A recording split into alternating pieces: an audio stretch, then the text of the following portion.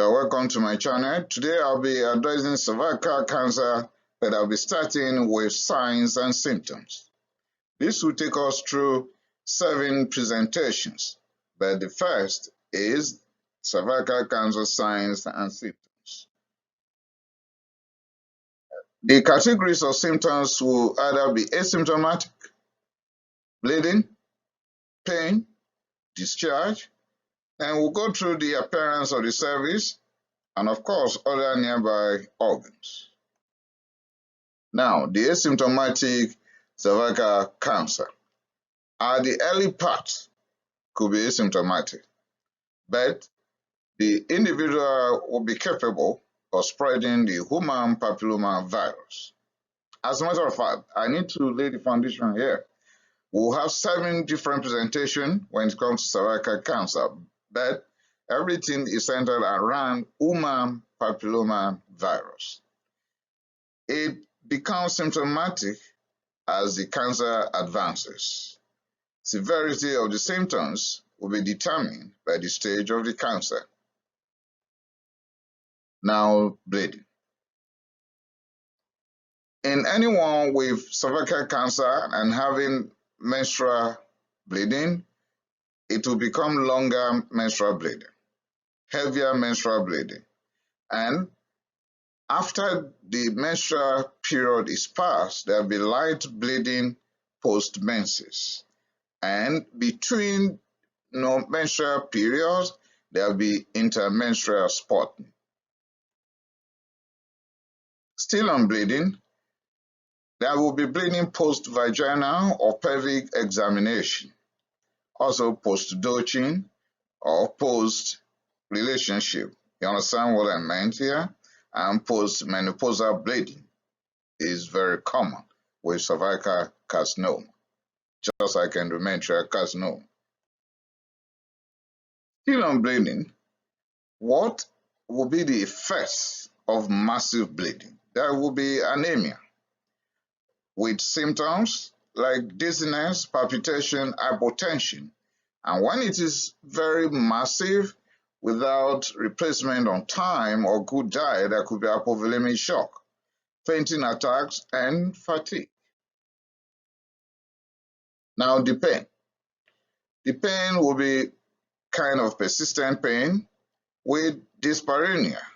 You know what I meant by that? When there's a relationship with the partner, then there will be pain. Pelvic pain and back pain. Discharge.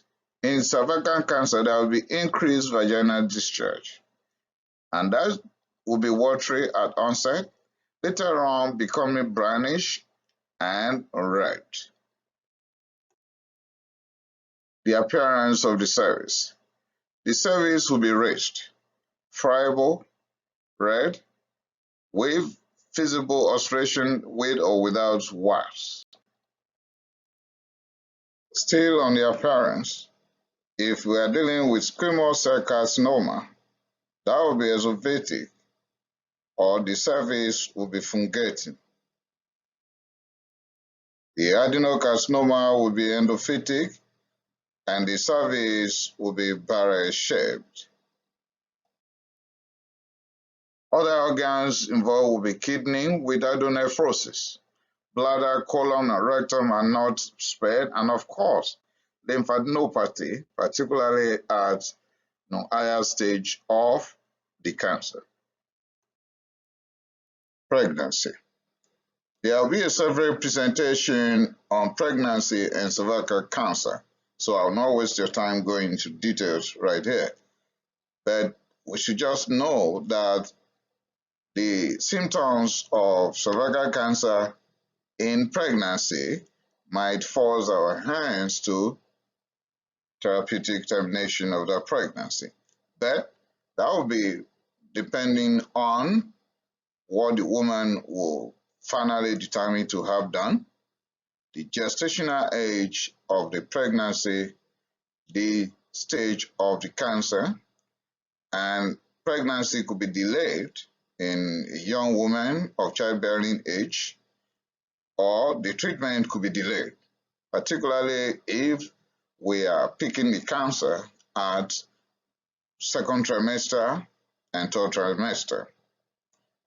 If the woman is no longer interested in childbearing, not interested in more pregnancies, then hysterectomy will be advised.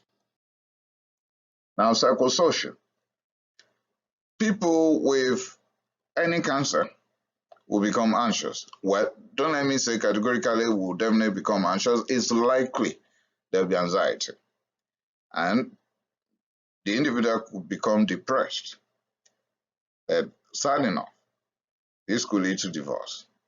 Let me give you an example. There was a case of a woman who was diagnosed with cervical cancer.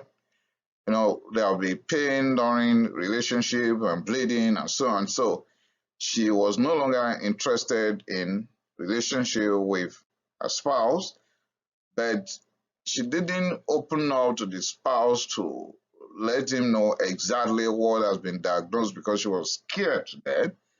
And then the man felt that it's been denied, okay, and that led to the process. But later on, she explained, with the help of the physician to the husband, and they came back together after. So in some, they may not have that chance to come back together anymore. So with that, I've come to the end of this very presentation.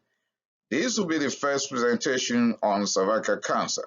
Very soon we'll go over all others, how to make the diagnosis, the staging, the treatment, about cervical cancer and pregnancy, the pap smear or pap test, and so on. Thanks for listening. Remember to share. Remember to subscribe to my channel. I appreciate it.